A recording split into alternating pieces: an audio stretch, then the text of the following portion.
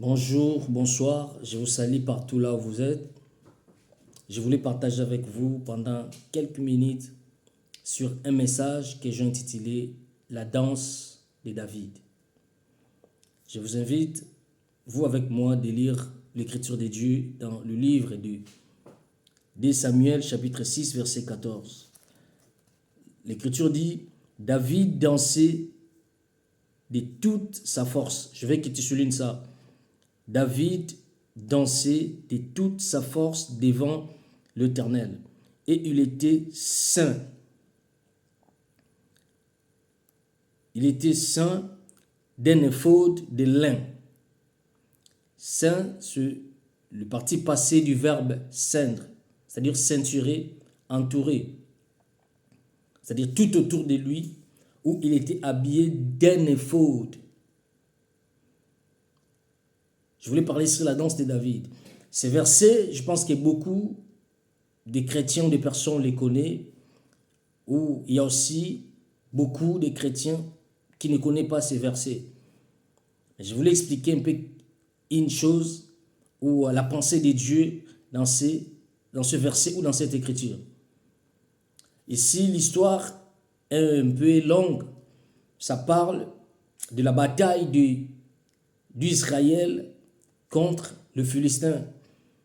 Et Israël, quand il battait ou quand il combattait ou quand il partait dans la guerre, il avait l'arche de l'alliance. L'arche de l'alliance qui représentait la présence de Dieu, parce que dans l'arche, il y avait la parole, il y avait la manne cachée, il y avait la verge d'Aaron et il y avait encore le 10 tables de la loi ou les 10 commandements. Donc ça représentait la divinité, ça représentait le Père ou la présence de Dieu.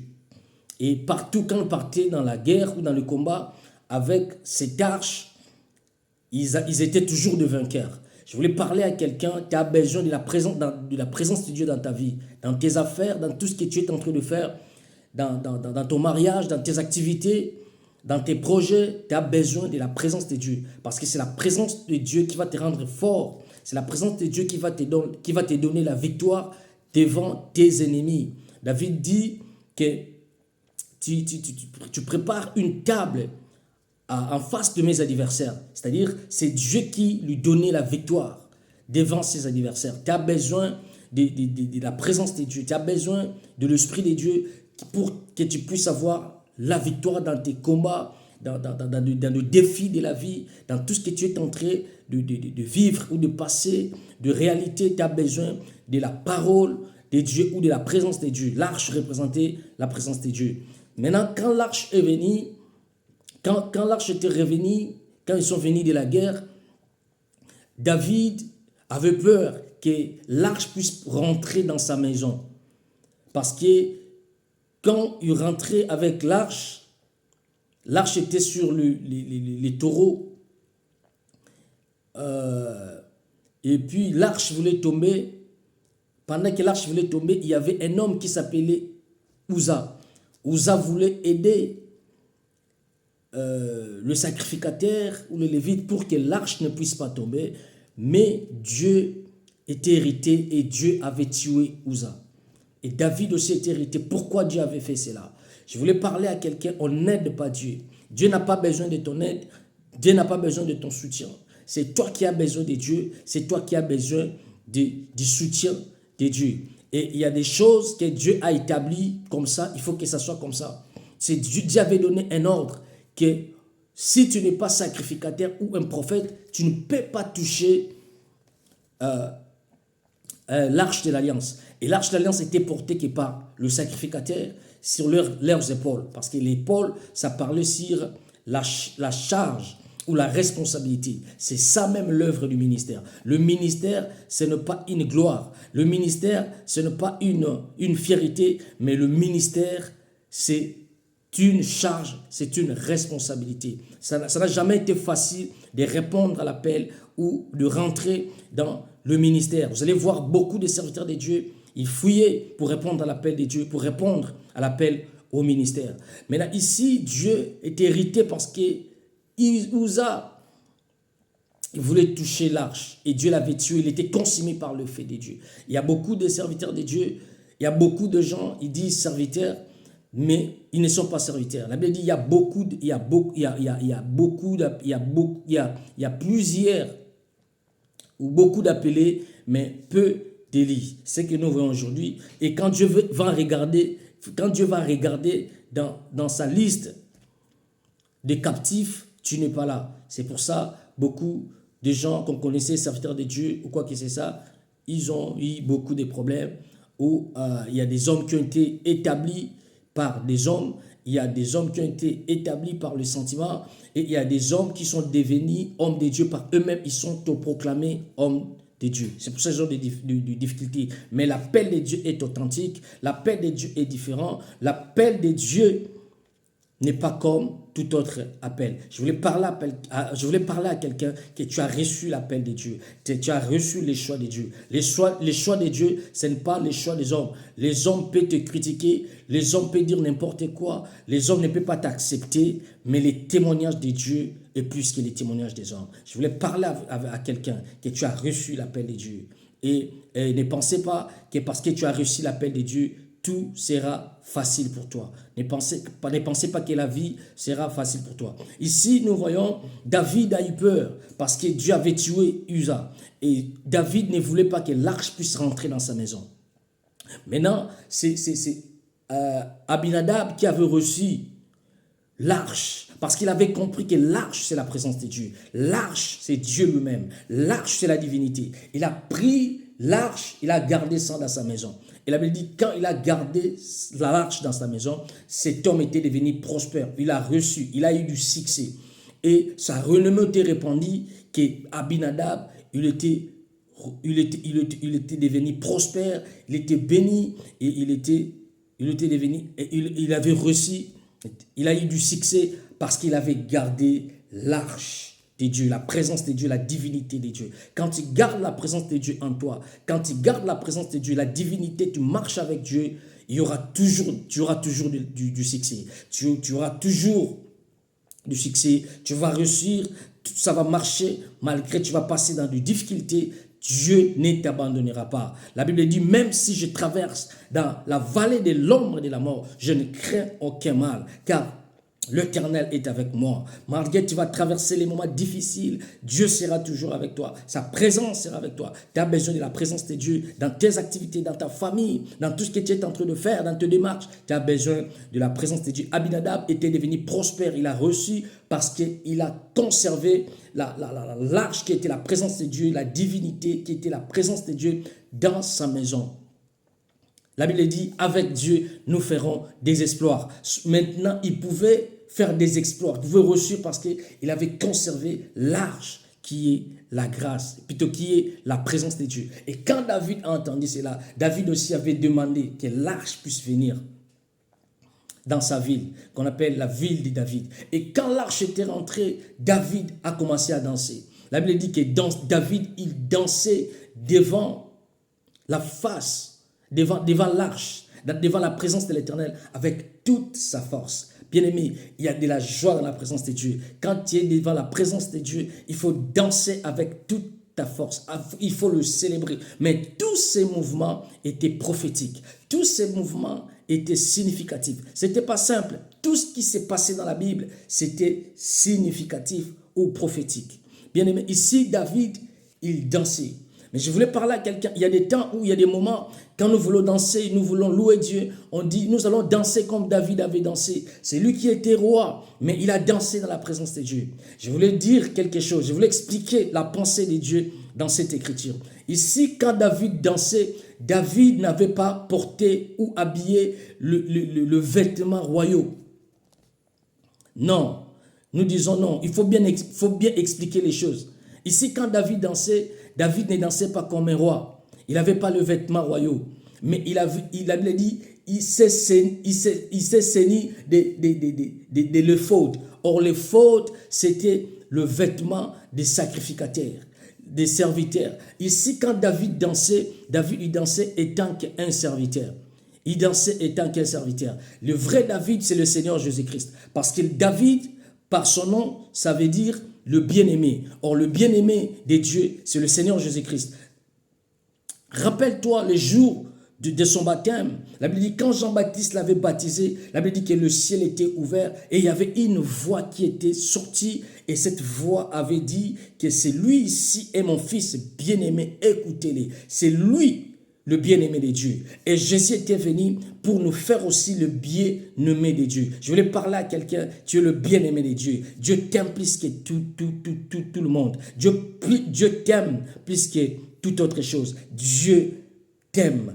L'amour de Dieu est sur toi. Ne t'inquiète pas. Ne marche pas avec un regard inquiet, avec visage inquiet, parce que tu es le bien-aimé de Dieu. Dieu est avec toi. L'amour de Dieu est sur toi. Quand l'amour de Dieu est sur toi, tu réussiras, tu vivras longtemps, tu auras du succès, tu seras prospère, tu seras établi. Quoi qu'il arrive, malgré les problèmes et les difficultés, Dieu sera ton partage, car il est avec toi. Et un conseil, je te dirais, gardez toujours la présence de Dieu, l'arche avec toi. La Bible dit, David dansait. David dansait ici comme un serviteur parce qu'il avait mis de l'éphod. Quand on parle de l'éphod, on voit la sacrificature, on voit le sacerdoce. C'est pour ça que Jésus, c'est lui qui est le véritable David. Quand il est venu, c'est lui qui était roi. Parce que la Bible dit dans le livre de l'Apocalypse, la Bible dit dans sa couche, c'était écrit les rois des rois. Même Ésaïe a prophétisé, il a dit, un fils nous est né, un enfant nous est donné. On lui appellera Emmanuel, admirable, conseiller, Père éternel, et son royaume n'aura pas de fin. Il parlait de Jésus-Christ parce que la Bible dit d'Ésaïe qu'une vierge concevra et il enfantera. Ésaïe prophétisait sur la naissance de Jésus qui est le roi. Et quand Jésus était venu, il n'était pas venu comme un roi. C'est lui le véritable David. Quand il est venu, il était venu comme un serviteur. Et quand David dansait, la Bible dit sa femme Milka est sortie et dit, comment toi, un roi, tu danses comme ça devant tes serviteurs et tes servantes, comme un fou. David dit, tu sais pas, si je suis aujourd'hui roi, c'est à cause de lui. Bien-aimé, les gens ne comprennent pas pourquoi tu danses. Parfois, tu danses pour Dieu. Les gens ne comprennent pas parfois pourquoi tu pries, pourquoi tu jeûnes, pourquoi tu adores, pourquoi tu loues. Pourquoi tu les loues? Pourquoi tu loues ces dieux? Beaucoup de gens ne comprennent pas. Pourquoi tu gênes? Beaucoup de gens ne comprennent pas. Mais toi-même, tu connais le secret. Tu connais là où Dieu t'a ramassé. Tu connais là où Dieu t'a pris. Tu connais ce que Dieu a fait dans ta vie. C'est pour ça que tu es reconnaissant. Tu es reconnaissant. Tu es reconnaissante. C'est un signe de la reconnaissance que David faisait parce que David, il savait là où Dieu l'avait pris, dans la bourse. Oh, je voulais parler à quelqu'un. Dieu est fidèle. Même dans la bourse, les yeux de Dieu vont te voir. Je parle à quelqu'un, Dieu va te localiser. Que tu sois dans la bourse, que tu sois dans la forêt, que tu sois rejeté, que tu sois humilié, que tu sois un homme ou une femme qui n'est pas considéré, les yeux de Dieu est sur toi. L'amour de Dieu est sur toi. Dieu va te localiser. Maintenant, David répond à sa femme, il dit, tu sais pas, c'est à cause de lui que je suis devenu roi. Et tu n'as encore rien vu. La façon dont je suis en train de danser. Je vais encore devenir plus vil. Je vais encore m'humilier, me rabaisser davantage. Et tu vas voir comment ce Dieu-là va m'élever. Ça, c'est va m'élever. Ça, c'est la réponse de David. C'est-à-dire, quand David dansait, il dansait comme un serviteur. Jésus n'était pas venu comme un roi, mais il était venu comme un serviteur. C'est pour ça qu'il est allé plus loin, même laver le pied de ses disciples. Il s'est humilié, il est devenu serviteur, il est venu pour nous servir. Le Fils de l'homme n'était pas venu pour qu'on le serve, mais pour nous servir. C'est pour ça. Et quand il est venu, la femme de David, c'est l'image de l'humanité, c'est l'image d'Adam, c'est l'image d'Israël qui avait rejeté le Fils de Dieu, qui avait rejeté le salut. Maintenant, quand ils l'ont rejeté, parce qu'il était venu en tant que serviteur, et ils étaient encore deux, et Dieu l'avait encore rabaissé quand il est mort. Quand Jésus était mort, c'était l'humiliation. Il était rabaissé. Mais après cela, après la mort, après l'humiliation, Dieu l'avait souverainement élevé. Dieu lui avait donné un nom qui est au-dessus de tous les noms. Devant le nom de Jésus, tout genou fléchira et toute langue confessera que Jésus-Christ est Seigneur. Après l'humiliation, il y a la gloire. Après l'humiliation, il y a le succès. Après l'humiliation, il y a la stabilité, il y a la réussite. Je vais parler à quelqu'un. La gloire ne vient pas facile. La gloire n'est pas facile. La gloire ne vient pas juste d'un jour comme ça. Mais c'est un travail. Dieu est en train de te travailler. Dieu va te rabaisser. Dieu va te permettre. Dieu va permettre que tu sois rejeté, que tu ne sois pas accepté, même dans ta famille, même devant tes frères ou sœurs. Il y a des autres qui ne vont pas t'accepter. Ce n'est pas facile, la gloire de Dieu. Mais malgré tout ça, malgré l'humiliation, malgré Dieu va te rabaisser, plus tu seras rabaissé, plus Dieu va t'élever. Il va te donner un nom qui est unique, un nom de gloire. Il va te donner un travail de gloire. Il va te donner un mariage de gloire, un mari de gloire, une femme de gloire. Il va te donner les enfants de gloire parce que c'est Dieu émerveillé. Alléluia. Il y a des temps, il y a des moments, on est critiqué, on n'est pas considéré, mais je voulais te dire une chose, garde l'arche qui est la présence de Dieu. Et danser comme David avait dansé, c'est-à-dire sois serviteur de Dieu. Sois reconnaissant dans tout ce que Dieu est en train de faire. Et les gens ne vont pas te comprendre. Les gens vont te critiquer. Ils vont en train de voir qu'ils vont commencer à dire que cet homme, il a perdu le sens, ou comment il est devenu fou, quoi. Mais après l'humiliation, Dieu va t'élever. Jésus était venu, il nous a fait un royaume de sacrificateurs. Nous sommes devenus des rois, nous sommes devenus de princes et de princesses, mais nous sommes encore dans ce monde. Jésus a dit, Père, je prie que tu ne puisses pas enlever dans ce monde, mais protège-les. Nous sommes encore dans ce monde, nous serons humiliés, nous serons critiqués, nous serons négligés. Des gens vont se lever contre nous, mais après cette humiliation, après le rejet, il y a l'élévation. Que Dieu vous bénisse. C'est ça la pensée de ces messages ou de l'écriture. David, il dansait tant que serviteur, il dansait pas tant que roi. C'était prophétique, ça parlait de Jésus, ça parlait de la première venue de Jésus et de sa mort. Après, Dieu l'avait relevé. Dieu l'avait élevé, il lui avait donné un nom qui est au-dessus de tous les noms. De même aussi, David était un grand roi en Israël. Jusqu'aujourd'hui, il n'y a aucun roi qui est grand comme David. Il y a même l'étoile qu'on parle, l'étoile de David. Même Salomon, il a hérité le royaume à partir de David. Et il y a personne qui a combattu comme David, qui était guerrier comme David dans la Bible. Que Dieu vous bénisse. Garde toujours la présence de Dieu qui est large en toi. Dieu, malgré les humiliations, malgré tout ce que tu es en train de traverser, Dieu t'élèvera. Il y a la gloire qui est devant toi. Que Dieu vous bénisse. Ciao.